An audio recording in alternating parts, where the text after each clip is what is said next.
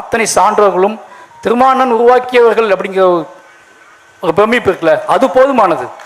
அவர் சொன்னார், தொண்டர்களை உருவாக்கக்கூடிய இயக்கம் அல்லது தலைவர்களை உருவாக்கக்கூடிய இயக்கம் சொல்லிட்டு, அது ஒற்றை வார்த்தை போதுமானது. அதை நான் உட்கார்ந்துக்கும் போதே நான் உணர்ந்தது. பக்கத்தில் உட்கார்ந்துட்டு இருக்கும்போது அவர் என்னை தலைவனாக்க உருவாக்க ட்ரை பண்ணிட்டு இருந்தார். என் பக்கத்திலே உட்காந்து அவர் என்ன பேசினது எல்லாமே ஒரு, நான் ரொம்ப சின்ன பையன், அவர் பக்கத்தில் உட்காந்துட்டு என்கிட்ட பேசினது எல்லாமே நான் ஒரு கட்டத்தில் நானே உணர்ந்துட்டு நம்ம தலைவன் ஆகிட்டோமோ அப்படின்னு சொல்லி உணர்ந்தேன்.